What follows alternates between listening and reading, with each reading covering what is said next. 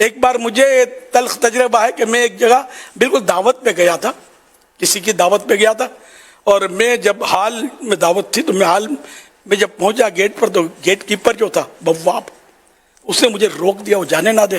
اب میرے تو کاٹو تو خون نہیں یار، میں کوئی مطلب وہ تو فیلی تو نہیں ہوں، تو فیلی اس کو بولتے بغیر دعوت کے جو گھس جاتے ہیں۔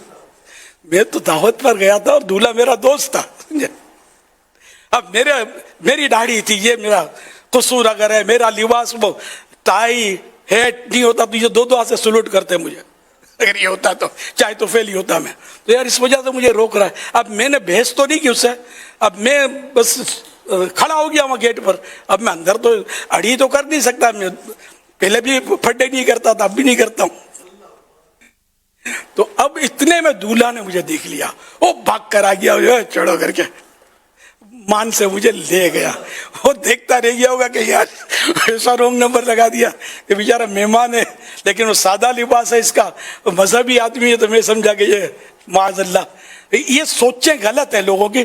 تو اس لیے کوئی بولے کہ یار اب چلو یہ مذہبی تشخص و گیٹ اپ نہیں رکھتے اپنے، یوں ماڈرن ہوں گے تو لوگ مان دیں گے، ایسا مان چولہے میں گیا۔ ہم جنت آقا کی نظر کرم چاہیے، ہم بے شک ہمیں لوگ دھکا مار کے نکال دیں تو ایسی نظر کرم ہوگی کہ آقا تسلی دیں گے آ کر کہ تو نے میری سنت ادا کی اس لیے تیرے ساتھ یہ سلوک کیا گیا۔ آپ یہ گھبرائیں نہیں، یہ شیطان جو ہے نا وسوسے ڈالتا ہے کہ اپنا گیٹ اپ یوں تو یوں تو یوں، نہیں، گیٹ اپ ہمارا مدنی گیٹ اپ ہو، جو مدینے والے کو پسند آئے وہ ہمارا گیٹ اپ، وہ ہمارا تشخص، وہ ہمارا لباس، وہ ہماری پہچان انشاءاللہ۔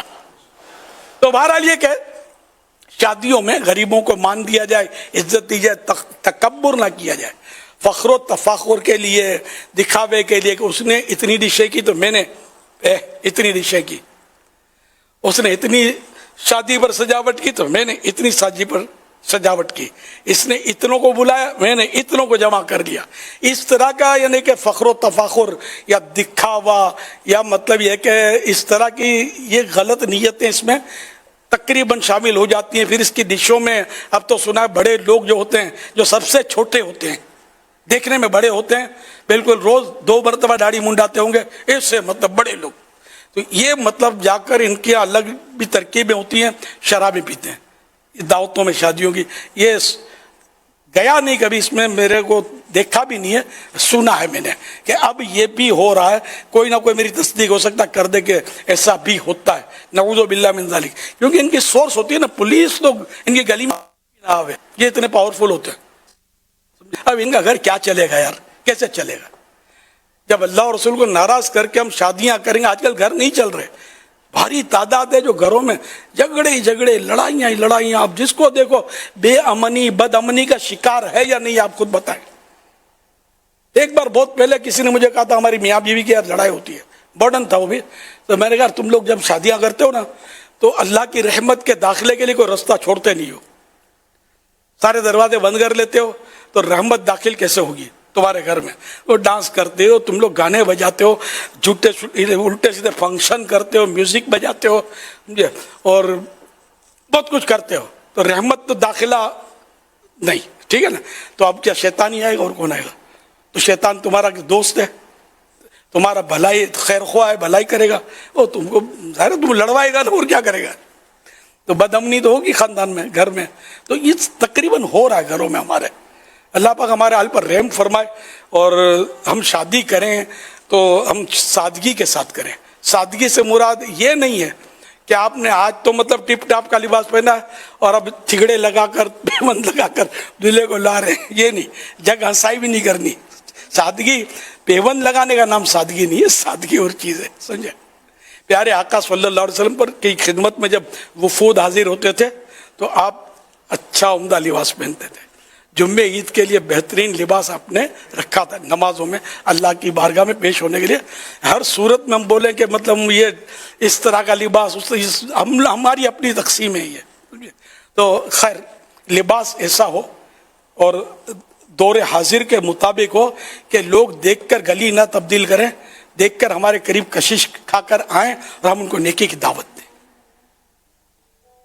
ٹھیک ہے نا؟ تو اس طرح بہرحال شادیوں میں وہ پرسکون ماحول ہو، گانوں کی بھرمار نہ ہو، بلکہ نعتیں پڑھی جا رہی ہوں، تلاوتیں ہو رہی ہوں اور ماشاءاللہ نور برس رہا ہو، ایسی دعوتیں ہوں.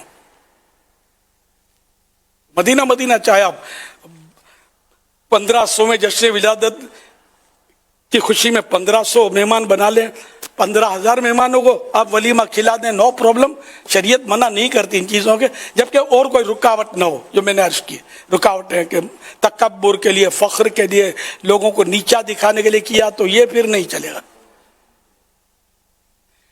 صلو علی الحبیب صلی اللہ تعالی علی محمد. آپ نے ماشاءاللہ جو ابھی بہت پیارے پیارے نکات مدنی پھول بیان کیے، اللہ نصیب کرے. اچھا حضور، یہ ارشاد فرمائیے کہ اس طرح جو ہماری دعوتیں ہوتی ہیں اور کھانے کا بھی اہتمام ہوتا ہے، دعوت میں کھانے کا اہتمام ہوتا ہے، تو کیا وہاں پر کوئی ایسی صورت بن سکتی ہے کہ ہم کوئی بزرگ کی نیاز کی یا اصال ثواب کی بھی ہم نیت کر لیں کہ آج جو ہم کھانا ہو رہا ہے؟ کیونکہ آپ نے ماشاءاللہ جو ایک شریعت کے مطابق دعوت کرنے اور اس طرح کے جو بھی ایک عرف عادت کے مطابق آپ نے بڑی خوبصورت اور وسعت والی بات ارشاد فرمائی ہے.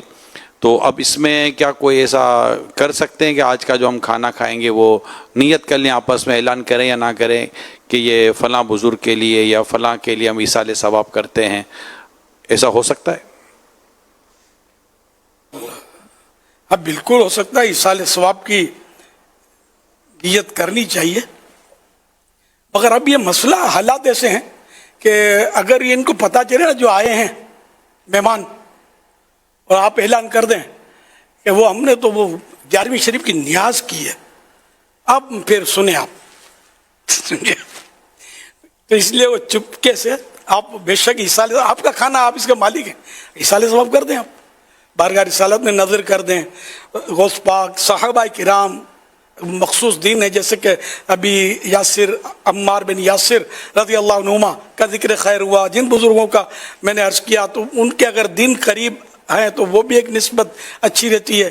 یا بہرحال مطلقاً ایصال ثواب، اپنے ماں باپ کو بھی ایصال ثواب کر سکتے ہیں. تو لیکن عوام، اب میں کہوں العوام کل انعام، تو جو معنی سمجھے گا تو بولے گا یوں. تو اب جو ایصال ثواب میں نہیں سمجھتا، نیاز میں نہیں سمجھتا، تو وہ خالی انعام ہی نہیں، کچھ دوسرا نام دوسرے کھاتے میں ڈالنا پڑے گا اس کو. تو خیر، نیاز کی نیت بالکل کی جا سکتی ہے، 100%، 112%. ہوتا نہیں ہے، تو میں مبالغہ کر رہا ہوں کہ یہ آپ نے اچھا مشورہ دیا ہے. سب نیت کر لیں کہ ہمارے یہاں اگر کوئی سی تقریب ہوئی، شادی ہوگی، تو ہم انشاءاللہ غوث پاک کی نیاز مہمانوں کو کھلائیں گے، خواجہ غریب نواز کی نیاز کھلائیں گے انشاءاللہ، اعلیٰ حضرت امام احمد رضا خان کی نیاز کھلائیں گے. آج کل ان کا مہینہ چل رہا ہے، ماہ رضا. صلو علی الحبیب صلی اللہ علی محمد. یا سیدی، SMS کے ذریعے سوال موصول ہوا ہے کہ امیر اہل سنت سے میرا سوال ہے، کئی مساجد میں بچے سپارے پڑھ رہے ہوتے ہیں، قرآن پڑھ رہے ہوتے ہیں، نیچے بیٹھ کر نمازی آ کر کرسی کے اوپر بیٹھ جاتے ہیں. اس طرح بیٹھنا کیسا؟ شرعی رہنمائی فرما دیں. اگر قرآن کریم لے کر کوئی بچہ بیٹھا ہوا ہے یا بڑا بیٹھا ہوا ہے اور ساتھ ہی بالکل قریبی کوئی کرسی پہ بیٹھ گیا، تو یہ تو ہمارے عرف میں بے ادبی کہلاتی ہے. اب اگر کوئی پارا لے کر، مسجد بڑی ہے، اس کونے میں بیٹھا ہوا ہے، تلاوت کر رہا ہے، یا وہ جہاں بھلے قریب ہے، زیادہ دور نہیں ہے، لیکن کوئی ایسی آڑ ہے اس پڑھنے والے اور قرآن شریف جیسے نظر بھی نہیں آ رہا، اور یہ پیچھے بیٹھ گیا کرسی پہ، تو اس میں بھی کوئی حرج نہیں ہے. ورنہ تو اب جو ہم بلڈنگوں میں رہتے ہیں، ہم چھت کے اوپر ہوتے ہیں، ہر منزل پر مسلمانوں کے گھر میں قرآن کریم ہوتا ہے، مسجدیں منزلوں میں ہوتی ہیں، نیچے قرآن شریف تشریف فرما ہوتے ہیں نیچے کی منزل پر، اوپر کی منزل پر ہم جا کے نمازیں پڑھتے ہی نا. کوئی بھی عالم کبھی بھی منع نہیں کرتا کہ بھائی یہ بے ادبی ہے. تو ادب کا دار و مدار بہت ساری صورتوں میں وہ عرف پر ہوتا ہے، معمول پر، کہ لوگوں میں کیا معمول ہے اس وقت، اور کس کو بے ادبی کہتے ہیں، کس کو بے ادبی نہیں کہتے ہیں. یہ بھی ہوتا ہے، یہ ہی ہوتا ہے، یہ نہیں. کئی ادب ایسے ہیں کہ جو بالکل فائنل ہیں، ان میں تو گنجائش ہی نہیں ہے، سمجھے. نبی کی تعظیم یہ فرض ہے، اب اس میں گنجائش نہیں ہے کہ عرف نہیں ہے. تو ساری دنیا اگر ادب چھوڑ دے نبی کا، تو ساری دنیا جو ہے جہنم بہت بڑا ہے. ادب کیا جائے گا نبی کا، یہ فرض ہے. کہ یہ حکم قرآنی ہے، وَتُعَزِّرُوهُ وَتُوَقِّرُوهُ، کہ نبی کی تعظیم و توقیر کرو، تو یہ فائنل ہے، اس میں گنجائش نہیں ہے کمی کی، ٹھیک ہے نا؟ تو جیسا مطلب ہے کہ علماء دین ان کی بھی تعظیم، ان کا ادب بھی فرض ہے، جی ہاں فرض ہے، عالم دین کی تعظیم، ان کا ادب جو ہے یہ فرض ہے، ان کی بے ادبی کی بھی اجازت نہیں ہے، جو ہو عالم دین، ہاں بہت سارے ہوتے ہیں لیکن وہ عالم دین ہوتے نہیں ہیں، وہ عالم دین تو اس کی تعظیم فرض ہے، اور عالم دین کی توہین اگر اس کے علم دین کے سبب توہین کرتا ہے تو اسلام سے بھی نکل جائے گا، مرتد ہو جائے گا۔ اللہ ہمارا ایمان سلامت رکھے، علماء دین سے ہمیں بس وابستہ رکھے، ان کی محبت ہمارے دلوں سے کم نہ ہو، بڑھتی چلی جائے۔ صلو علی الحبیب صلی اللہ علی محمد۔